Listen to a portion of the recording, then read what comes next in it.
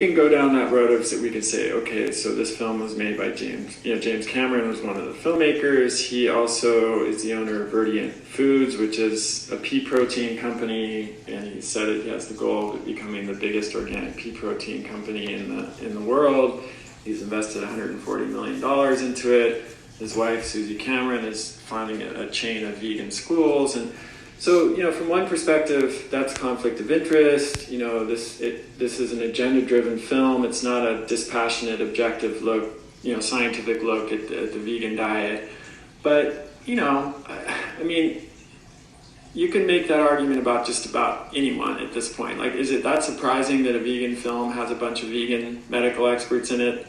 Is it surprising that those experts invest in what they believe in and that they write books about it? I don't think so, but it's important to know that and to not confuse a film like that with a scientific work. And yes. That's my problem with this is the American College of Lifestyle Medicine, I have to look this up. One of these organizations is offering CEUs to doctors who watch this film and complete a quiz. That's absolutely ridiculous. This has not been this is not peer-reviewed science. This is not something that doctors should be getting CEUs for. What is a CEU? Continuing education units. So, basically, doctors have to do, any medical professional has to do a certain amount of continuing education.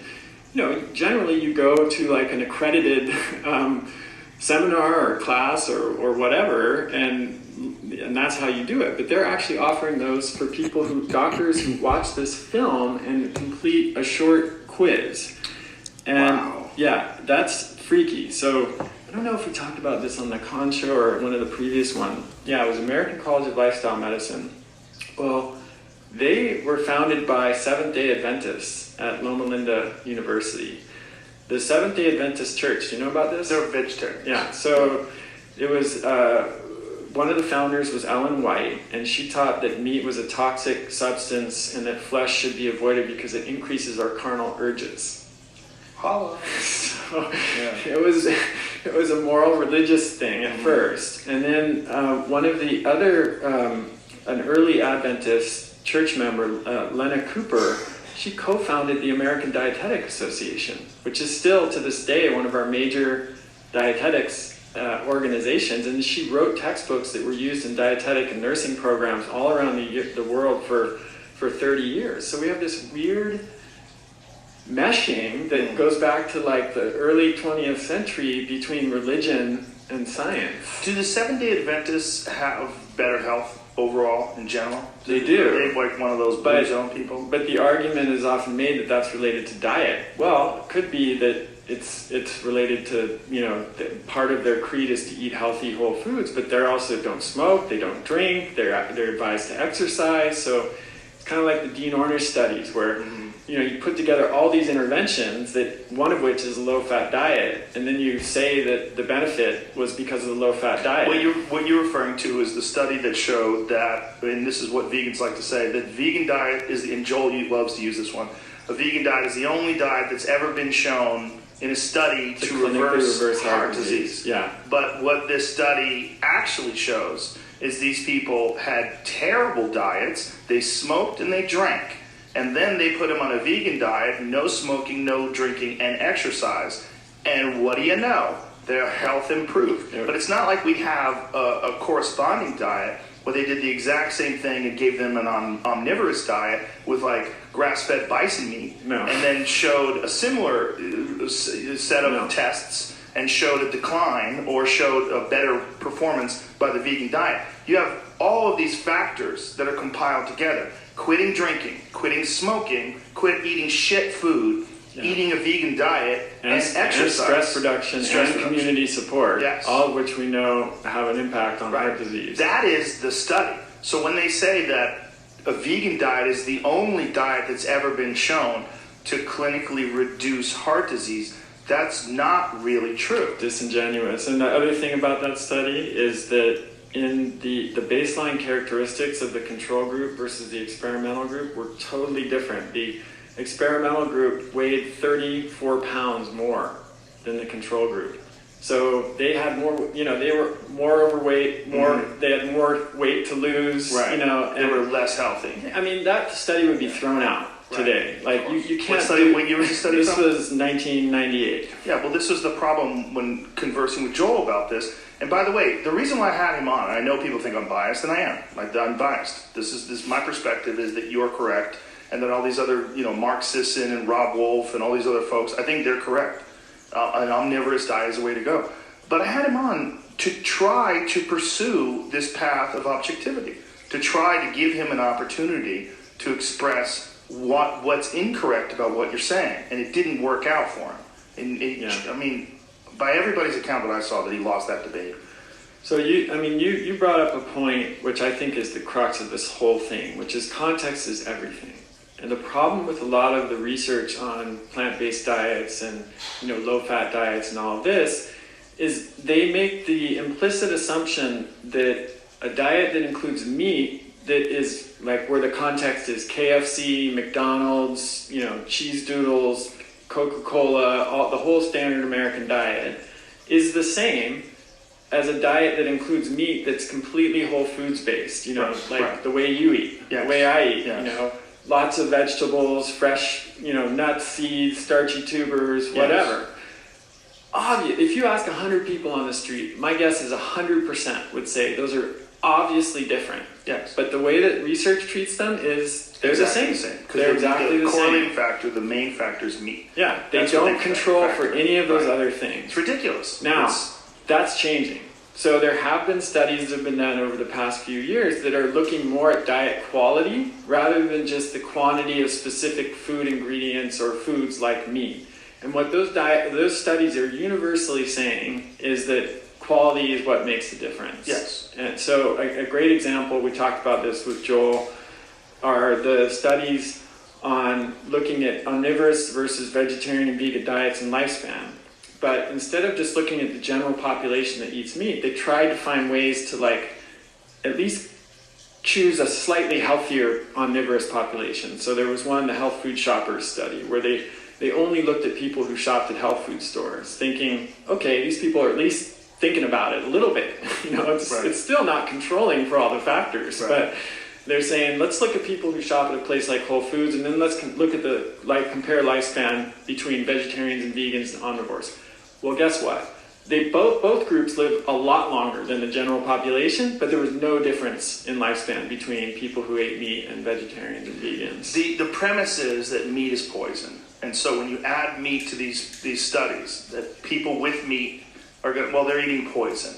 And the people without meat, look, no poison. I mean, but what about all the other shit? Yeah. This is what's so crazy about it. Like, how can you have a study where you don't take into account how many people drink or smoke?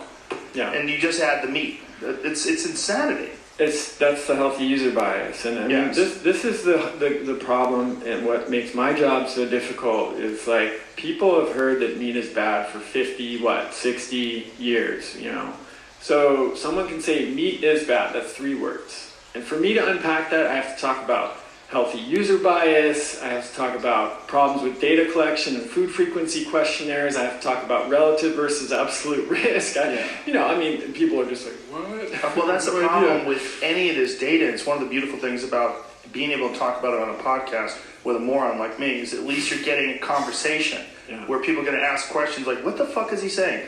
So I get to ask you that, and then people get to hear it. This is a very strange time when it comes to information because so much of it is available, but almost too much. Yeah. And then when you start trying to study nutrition, there is so much to learn.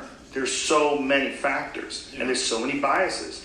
Well, I listened to your interview with Matt Taibbi, and the point I was thinking about it because you were talking about it politically, how we're just living in echo chambers now. Yeah. So you go on social media, you're Republican, you're only going to see stuff about that caters to your view. And the algorithms are even optimized for that because they know that you'll click on that more and that will lead to more ad dollars. Yes. So, but it's similar with nutrition. So, if you're vegan, you go on YouTube, you're going to see a ton of vegan videos and vegan perspectives, same with your Facebook feed, etc.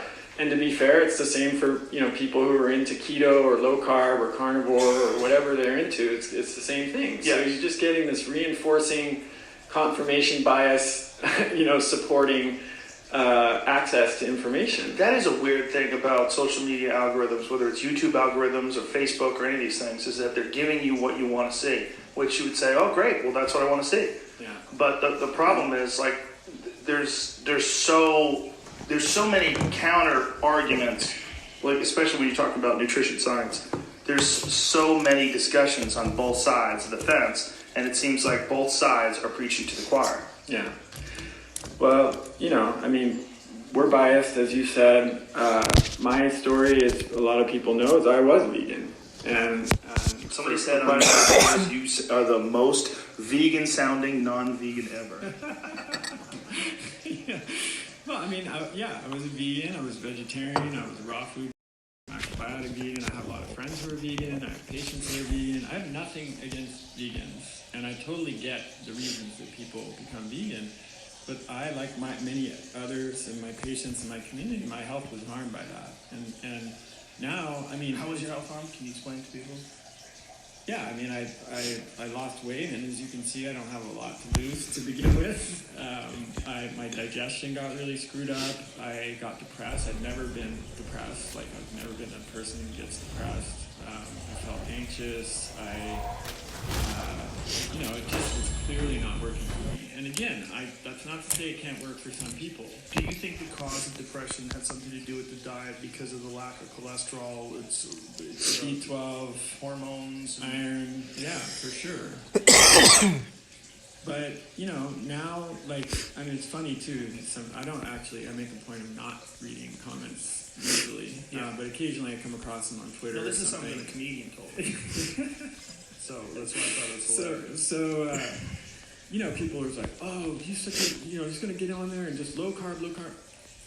That's total, I'm not a low carb guy. I never have been. In fact, I'm in trouble with the low carb community because, I push back. I don't think it's right for everybody. I don't think it's right for performance. I don't see any evidence that for elite athletic performers that it's the way to go. And I don't know anyone that's an elite athletic performer that follows those diets. Maybe endurance. Yeah, I was going to say Zach. Bitter. Yeah, I was going to say Zach.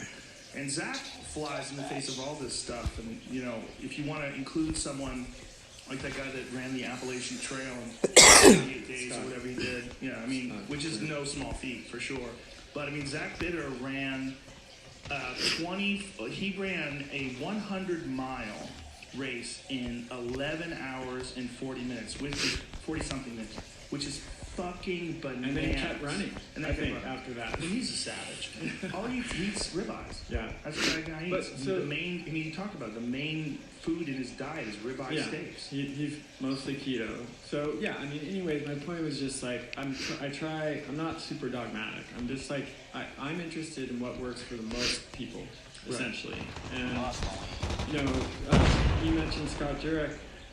A Belgian dentist shattered his record by 5 days a couple years ago. He was eating Snickers and tons of crap. So I'm not saying that Shattered his record by 5 days? Yeah. Oh, Jesus. I'm not saying that's what you should. I'm not saying that's what you should do, but I'm saying there's more athletic performance than food. I guess that's not really exactly because he did break the record. When he broke it, he did break it. Yeah, he broke it. He's a phenomenal athlete. Yeah, We don't want want to take that away from that. Again. And then Michael Phelps, Guy eats pizza. Guy eats 12,000 calories of sugars, French toast, pizza. Usain Bolt in the Beijing Olympics when he shattered those records, he ate over 1,000 chicken nuggets. I think somebody. So there's more to it. I think when you're at that level of performance, you are burning off such an insane amount of calories. And you're working so hard. You can kind of almost eat anything. When you're in that mode. Yes, yeah. When we this is obviously not comparable. But when we did Sober October last year in the fitness challenge, I was doing cardio. No joke. Minimum 5 hours a day, sometimes 6 and 7. It was insane. And I was eating everything. I mean, shit on grease. Bottles of soda. Probably lost weight too. Yeah, I did. Well, not really, because I lifted a lot of weights too. Yeah. I kind of maintained. Maybe I lost a couple of pounds, but I was drinking giant Cokes. I was drinking a cream soda. I never drink that shit. Yeah. But it's like my body wanted sugar. It's like, give me some sugar. You just did 7 hours on a fucking lip asshole. And it was so ridiculous. But those guys are working out even harder than that. So imagine like what Phelps. If you need 12,000 calories, you're not getting it with paleo, and you're not getting it with vegan diet. That's important. That's important. So let's rewind a little bit to protein, RDA. Yes, RDA protein. That's super important. Yeah. So 0.5 grams per kilogram of protein per day is the RDA. And again, that's just the basic minimum. That's not the amount that's needed for optimal health and performance. That's just the absolute basics for avoiding malnutrition. However, even that number now, that's based on outdated nitrogen balance studies for determining the RDA. There's a newer method called the indicator amino acid oxidation technique, or IAAO. And this suggests that the RDA should be 1.2 grams per kilogram. And again, just the basic minimum, bare minimum, not optimal. So it's now gone up from 0.8 to 1.2. And if you use that number, if you pull up slide 8, Jamie, that's only enough for an adult that weighs less than 130 pounds. Really? So, you know how he said, and James said in the study, the average vegetarian gets 71 grams a day, which is not only, the RDA, but 70% more. That's using the 0.8 number. But if you use 1.2 grams per kilogram per day, then a lot of people are going to be protein deficient on a vegetarian diet. And we're not talking about optimal amount for athletes. We're just talking about the RDA basic bare minimum. And when you say vegetarian, you should say vegan, correct? Because you're not talking about egg protein. You can get... No, this study was vegetarian. They weren't referring to vegans. So you actually could get egg protein. Yeah, so you can and use eggs, dairy right, protein. But eggs are far superior in terms of their amino acid profile than vegetables. Yeah, so for vegans it would be different. I brought up eggs to a friend of mine. I was saying this really recently. Why don't you try eggs? And they looked at me like I was talking to them about poison. Yeah. Like there's plenty of people that are vegan or vegetarian, and you bring up eggs to them, and they look at you like, why would I eat an egg? Yeah. So that's 1.2 is the RDA if you use this newer method. But for athletes, James, to his credit, does acknowledge in the film that athletes need more protein than regular non-athlete people, but he doesn't say how much more. So again, if you use these IAAO method, they've used this newer technique to look at athletes, and they've found that the range is somewhere between 1.4 to 2.7 grams per kilogram. So we're now way higher than that 0.8 number. And just for people who aren't familiar with kilograms, let's say we take the median number there, 2.1 grams per kilogram per day. Well, anyone who's ever been in the bodybuilding weightlifting community will recognize this. That's 1 pound of protein per pound of body weight a day. Yes. Which has been the common recommendation in that community for you mean a long... 1 gram of protein. Sorry, 1 gram of protein. Not 1 pound. No, that's a lot. Shit. 1 pound of protein, please. 1 gram, and in fact, even Arnold in the movie says, I weighed 250 pounds, I used to eat 250 grams of protein. Yeah. That's the recommendation. And it turns out that's actually based on science, So a 200-pound athlete would need 200 grams of protein a day. And Jamie, if you pull up slide 10, this is what you'd have to eat on a vegan diet to get that amount of protein. And again, we're just talking about quantity. We're not talking about 200-pound athlete, that's me. I weigh 200-pound 200 pounds. athlete. So you would show me need what to I'd eat have to eat. 3 cups of cooked lentils, 3 cups of chickpeas, 2 cups of quinoa, 3 ounces of almonds, 3 slices of silken tofu, and 10 tablespoons of peanut butter. That's the whole day? That's the day. I could fuck that up in a day. Yeah, Fuck that up in a but day. the problem is the DS score for all of those, like the bioavailability and the amino acid profile, would be horrible compared to meat, Look at all this eggs, people. dairy. Oh, there's people over here. Give me some of these people. Study that I'd read. Who's got the people? Heard about, I should say, where they compared rice protein to whey protein, and they found that Oh shit, what's up, G? Motherfucker? What's up, like motherfucker? whatever it was, they had an Come here, alrighty, motherfucker. Leucine, muscle protein synthesis. No. Yeah, bitch, Gotcha. Snag your ATV, you all punk bitch. What that means is that, correct me if I'm wrong, what it is when you get once you hit a certain level of leucine, it's a point of diminishing returns, and there's no added benefit to having more leucine in your diet. So if you hit whatever it is, I think it was 48 grams or something like that. 48 grams of this, 48 grams of that. You put the two of them together. 1748. I'm like, hey, what's up? Hello. Seen your I'm pretty not sure face. about that, So but I you mean, came in. leucine is very important for I always go anabolic launch signaling base, in bruh. muscle I always go proteins. launch. Bruh. The essential amino acid that's thought to be the most important for that, and it's low in plant proteins. And We gonna LB, bro. Long bay, bruh. We gonna long bay. plant proteins that you have is that they have amino acids. So these are amino acids that actually interfere with muscle protein synthesis. Motherfucker. Because the levels are so low in that food. So lysine is a limiting amino acid in grains like wheat and rice. Okay, Maybe we got that's- 3 here. there I've was seen 3. I've lysine seen and 3. lysine discussion maybe Looking for a there. flip. Looking for a And flip. then methionine and cysteine. Any are kind of limiting flip. I'll take in any kind of legumes flip like right soy. now. So There it is. Jamie, on slide 6, I made a chart comparing the amino acid profile of beef to several different plant proteins like white beans, soybeans, peas, and rice. What you can see there is beef is higher in every single amino acid other than every plant protein that's compared there, with the exception of soybeans are slightly higher in tryptophan. Tryptophan. Look at leucine.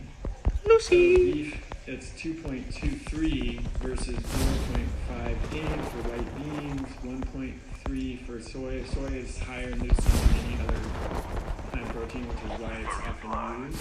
And then 0.3 for peas and 0.01 for rice. If you get to a certain number or a certain level of all of these, so if you ate enough Damn it. food that you would pass a certain mark, Okay, motherfucker. would it be possible to have the same effect by eating cooked peas or soybeans? It is would- possible, it is for sure. possible. So I But you agree have with to that. eat You have to higher eat an number. enormous amount of that, as you can see, because of the levels. And this is why a lot of vegan bodybuilders and athletes end up using protein powders, because you can get to those amounts easier by using the powders. And you can also blend like 70% pea with 30% rice to get the right amino acid ratio easier with powders. So like Patrick Baboumian is a good example of that. Did you see the video that Bobby Geist made of his? So there's actually a video. Oh, is that the one that you sent me? Yes, I did see that. There's a video that Patrick made himself of his own diet. Yeah.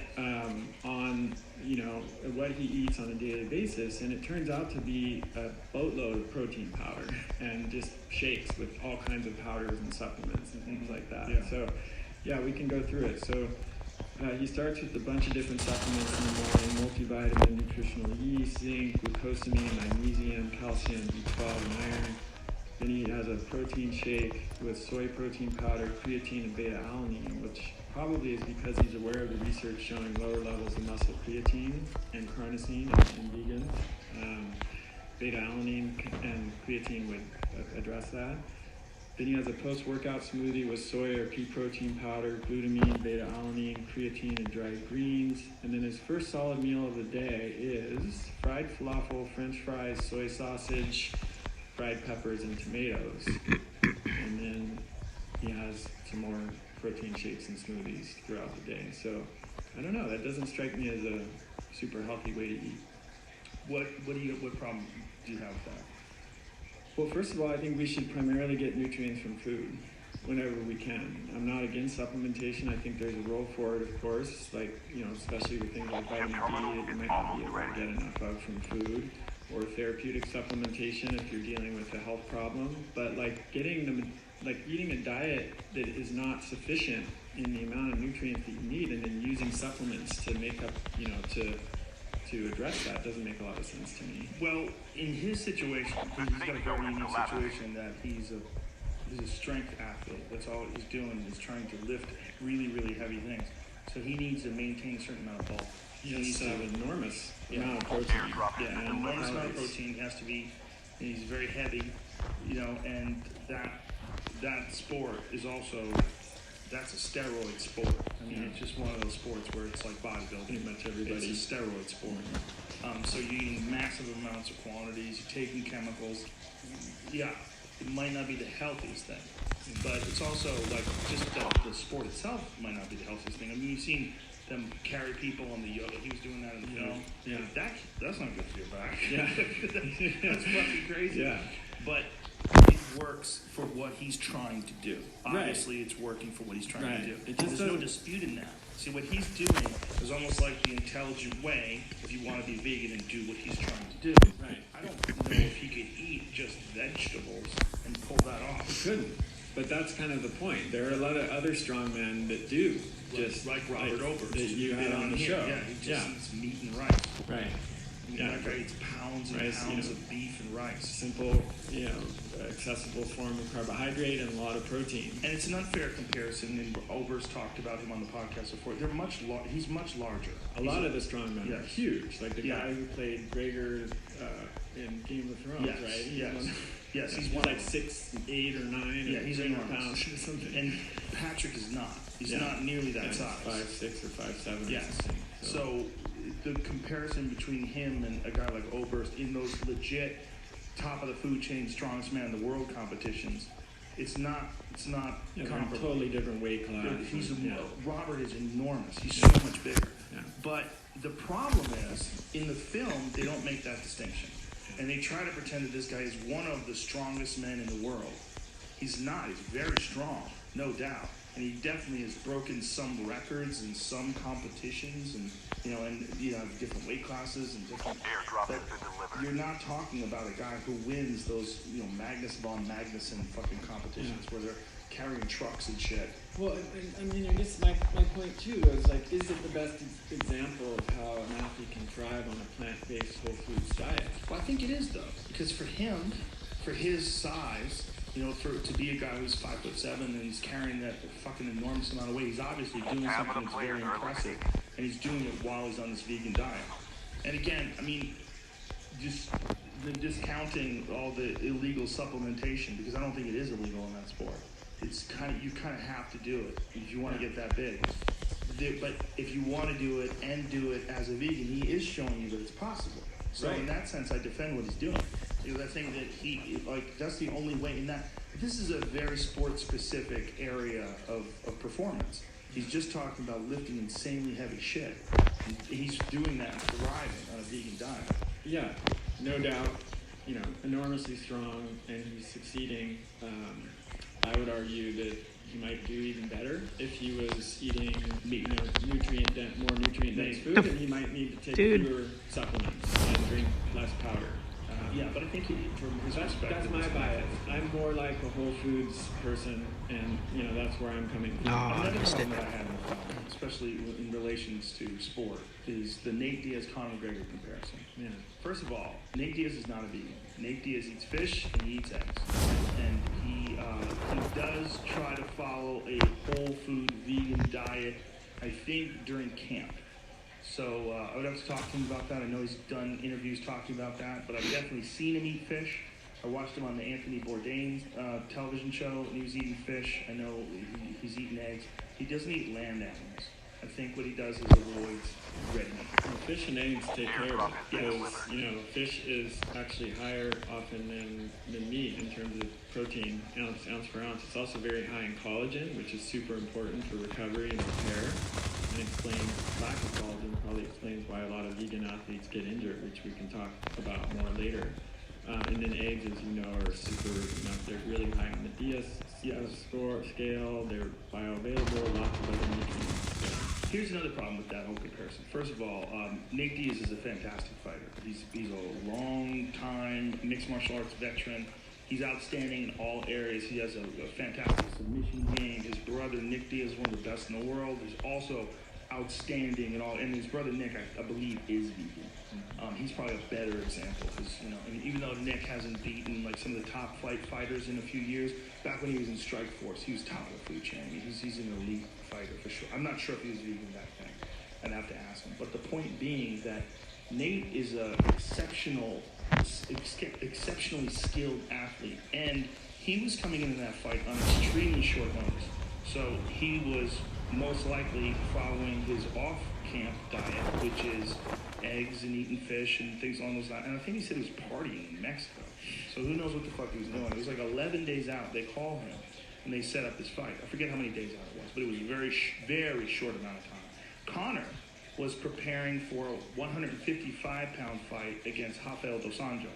So he was reducing his caloric intake, dropping his weight down to try to make his 155-pound weight loss. It's a big cut for him.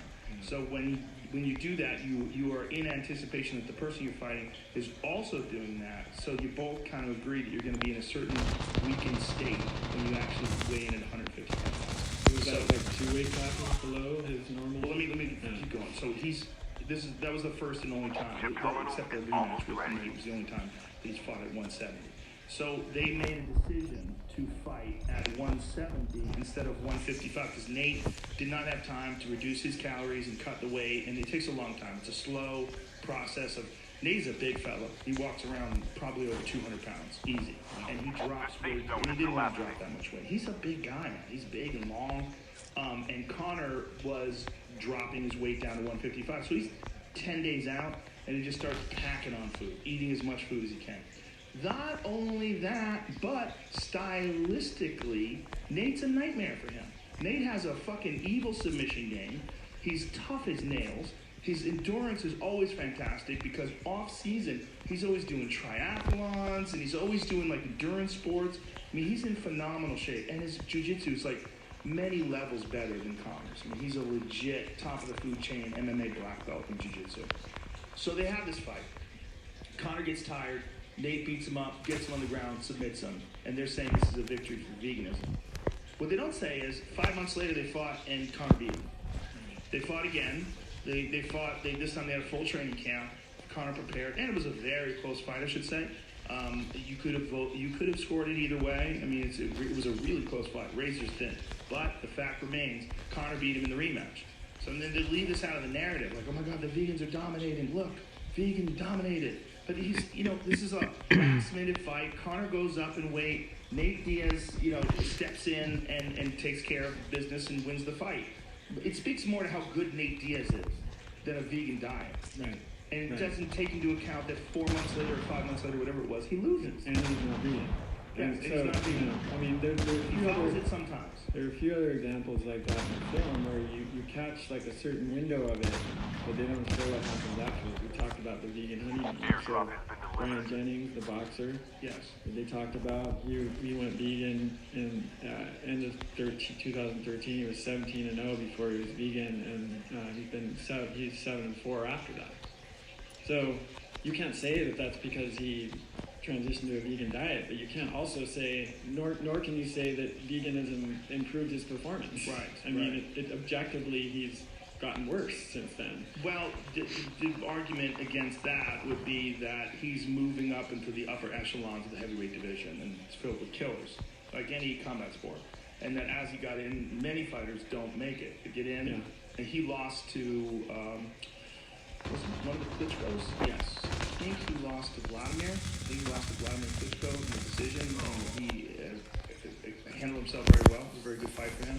He looked real good.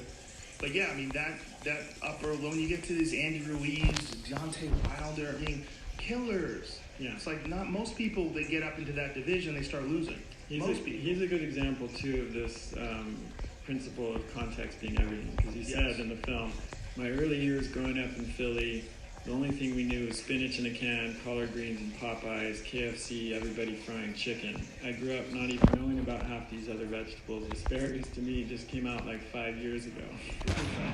So, clearly, going from like a crappy standard American diet to a Whole Foods diet, I don't doubt that someone's going to feel better. But would you felt better, like you said, eating some grass-fed bison and some eggs along with all of those plants? Yes. That's the question. Yes, that is the question. And this is the real purpose, my real purpose for getting involved in these fucking discussions over and over and over again. I want people to understand that there's nuance to this. Yeah. There's also biological variability. There's some people that they can get along on certain diets easier. There's some people that have a horrible time with seafood. There's some people that have a horrible time with certain grains. I mean, we are all different. We come from an enormous planet where your ancestors developed and your genes developed in different parts of the world. We're all different. But what we know about nutrition, it is so important that we are honest about what we know. This is what the problem I have with a lot of these documentaries. They're not honest about what they know. They're only giving you little snippets and cherry-picking data and doing things like the study that showed that the vegan diet can clinically reverse heart disease.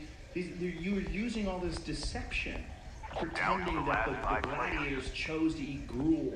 Like, this is how chose to eat gruel. Barley. Get the fuck out of here. This is nonsense, and they know it's nonsense. Either they know it's nonsense or they just fucking slap some blinders on their head and just plow straight ahead and ignore anything that conflicts with any of these thoughts that they're expressing. Yeah, I mean, there's so many examples of this in the film. One was this: lettuce has more antioxidants than salmon or eggs. Well, so what? I mean, we're not saying don't eat lettuce, right? I mean, I've always argued that the optimal diet includes both plants and animal foods, and there's reasons for that. Plants contain some nutrients that animal foods don't, and animal foods contain nutrients that plants don't. So eat both of them, right? Yeah, an orange has more vitamin C than a beef steak. Right. That's just how it goes. So we could just easily say a serving of salmon has 716 times more selenium than lettuce and provides 100% of the RDA of B12, where lettuce provides 0%. But I'm not going to say that because that's ridiculous. I'm not trying to get people not to eat lettuce. Exactly. You know, so you're not on team. Well, and there's another thing that's going on right now. These carnivore folks, which I find fascinating because they are as ideologically driven as vegans. We have the anti-vegans. It's like we have Antifa and then we have the alt-right. Now we have the carnivores and we have the vegans, and both of them dig their fucking heels in the sand, and both of them are committed to thinking that their side is the only way to go. And Rhonda Patrick has talked about this many, many times when people start discussing negative aspects of eating foods, particularly plants, because of stressors. And she's like, no, there's actually an effect where your body's reacting to them that's beneficial, much like when you get in a sauna, your body reacts to the heat. It's actually beneficial for your health. Hormesis. Yes, and that's how exercise works, right? You lift the weight until you can't lift it anymore, your muscle tissue breaks down, and it rebuilds stronger the next time. So these folks that are talking about don't eat vegetables, because vegetables give you these things that are bad for your body, like, okay, are you sure? I mean, there's a lot of work to be done here, folks. There's a lot of fucking research to be read into, and there's a lot of conversations you have to have with people far more educated than you in the subject. I think often as humans we have a hard time differentiating between like our own experience and what works for us and larger, bigger picture. So take someone who has a severe autoimmune disease. They go on carnivore, their symptoms disappear. That's pretty compelling. It's really understandable why they would be like passionate about that and why they would want to continue that approach. But again, like I said before, we're not always choosing between one great alternative and one terrible alternative. It is interesting to me, though, that one thing that we have been lied to about is that you need vegetables. Because you don't need, just much like with the RDA, you need a certain amount to not starve to death. You don't necessarily need vegetables. There's a whole community of people out there that's thriving and not eating a single piece of vegetable. Yeah. It's really interesting. The problem is we just don't know what happens long term there. So I got my eye on Sean Baker. I'm not saying, and look, I want to be clear. It might be fine. It seems like it is. I don't know. I'm just saying we don't know. Yeah. So you're introducing an element of uncertainty because if you look at it from an anthropological perspective, every group of people we've ever studied in human history has eaten both plants and animals in different proportions. What about the Comanches? One of the things I was reading about the Comanches, or was listening to this audiobook, what's it called? Summer Moon, Empire of the Summer Moon. It's amazing. I recommend it too much. I'm going to shut the fuck up about it. But one of the things they talk about is that the Comanches ate very little berries or fruits or vegetables. They mostly just ate buffalo. Well, the Inuit also ate very little, especially during the winter. But they went to great lengths to trade for plant foods, and in the summer they ate more plant foods. So the proportions vary. The Maasai, for example, they eat meat, blood, and eat some plant foods. But then you have other groups that ate more plant foods. There was a study, ethnographic study of hunter-gatherer cultures done, 230 roughly cultures studied, and they found that on average, hunter-gatherers got about 70% of their calories from animal foods and about 30% from plant foods. So that's percent of calories. That's not looking at a plate, because animal foods are more calorie dense. So it still might be 2/3 of the plate is plants and 1/3 is animal foods if they use plates. But that's the rough percentage, but it would vary, from place to place. We don't know of any group that exclusively and by choice, not from living in a marginal environment like the Arctic, but by choice ate only animal foods for a long period of time. And a lot of the research that we have, the clinical research, suggests that plants have some useful nutrients, especially some fibers that can feed the beneficial gut bacteria. There are studies showing that extremely low-carb diets can have some maybe not great effects on the gut flora.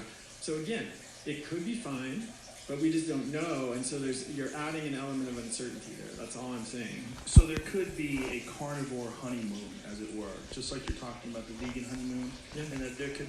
So your contention, and this is my belief as well, is that most human beings fare better on an omnivorous diet. With both plants and animal foods. Yes. And what proportion of plants and animal foods will depend on all the factors that you mentioned: genes, epigenetics, health status, geography, whatever else is going on. But and for some people that might just be a small amount of animal food. It might be Nate Diaz, some fish and some eggs, and then the rest, plant-based diet. For other people, it might be a lot more animal foods. That's where I think the individual variation comes in. Right, and I'm sure most of these athletes that are following a vegan diet, like you were talking about earlier with Patrick, they're taking protein powders.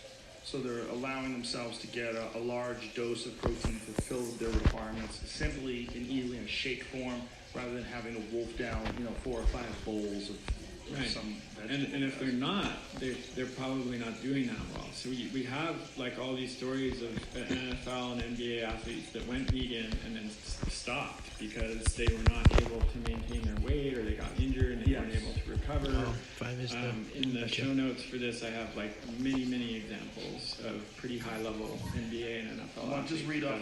Cam Newton as well. Cam Newton is the most recent one. So he went vegan in February. He had the worst season of his career. He had -2 yards on 5 carries in the first 2 games, and he rushed for more than 30 yards, 33 yards a game only once in his last 9 starts. How Cam Newton's vegan diet may be hurting Panthers quarterback play and injury recovery. What is this on? What website is this?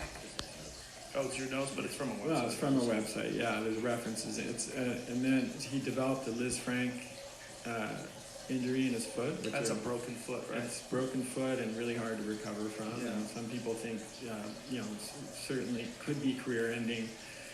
I mean, if you lose 10, 20 pounds, that's a big deal for a high-level athlete, because the studies have shown that can interfere with muscle protein synthesis. It can also increase inflammation and make recovery more difficult. But the other thing is, if they're not eating the protein powders, they're not taking collagen, for example, or the vegan source of collagen. Collagen is critical for muscle recovery and repair, and it's hard to you can make some collagen, but I think a lot of people on a plant-based diet, if they're high-level athletes and they're not really getting collagen coming in, it's going to be difficult. When Travis Barker was in a plane crash, he was severely burned, and they were having a hard time getting him healed, and he started eating meat.